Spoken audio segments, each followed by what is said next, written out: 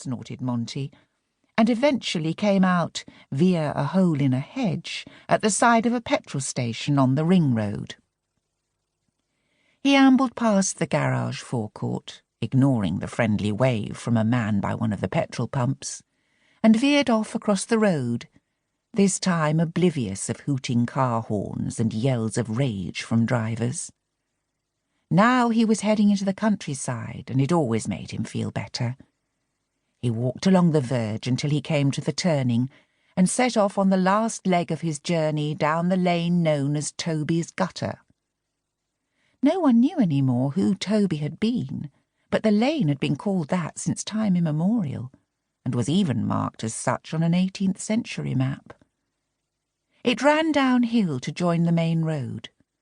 To this day, when it rained very heavily, excess water drained from higher ground and ran down the lane in a stream, just as it would in a gutter.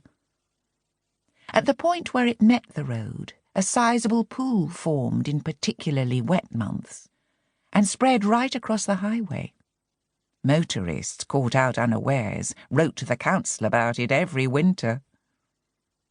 Monty passed the road sign bearing the name. It lurched drunkenly to the right, having been knocked sideways in a collision with Pete Snedden's tractor 2 or 3 years earlier. Since then it had been slowly sinking earthward, and would eventually fall flat. "I'll write to the council myself," announced Monty to a horse in a field alongside the lane. He owned the field and adjoining one, but didn't use the land. It was part of his buffer against the outside world. The horse belonged to Gary Colley.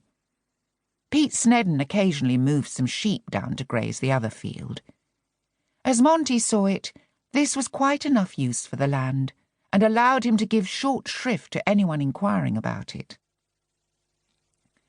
The horse snickered amiable approval, or was perhaps only laughing at him, because even it knew the council had higher priorities than Toby's Gutter Lane and Monty. In this way, the whole walk taking him almost an hour, Monty reached his own home. Time was, he reflected. He could have done it in half the time, or less. He fancied the arthritis in his knees was getting worse. Even the whiskey didn't dull the pain now.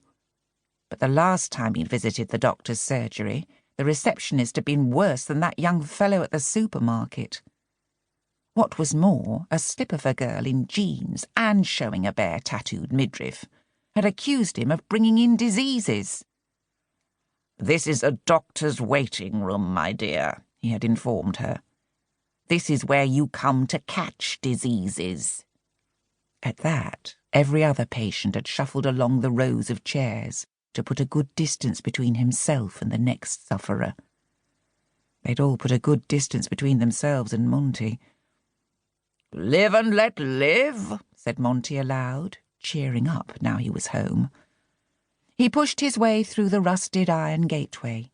The hinges were set solid, so the gates no longer either shut or opened any further than the gap big enough to allow the passage of a single human being.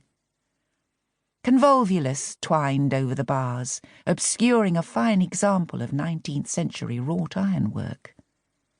They obstructed access to a weed-infested drive to the front door of Balaclava House, which had once been an attractive house in Victorian Gothic revival style. Its brickwork was now crumbling. Above the front porch, a crack shaped like a lightning bolt ran up to the first floor. It split in two an armorial shield invented by Monty's great-grandfather to suggest some entirely imaginary, noble connection. Monty had not climbed the stairs to the upper floors in years. His knees didn't like it, and he wasn't interested to see the degree to which the bedrooms had fallen into ruin. He lived on the ground floor. He certainly had enough space there. A cloakroom was attached to a spacious entry hall. There was a well-proportioned drawing room, a large dining room, a butler's pantry, and a vast kitchen, together with a back lobby and a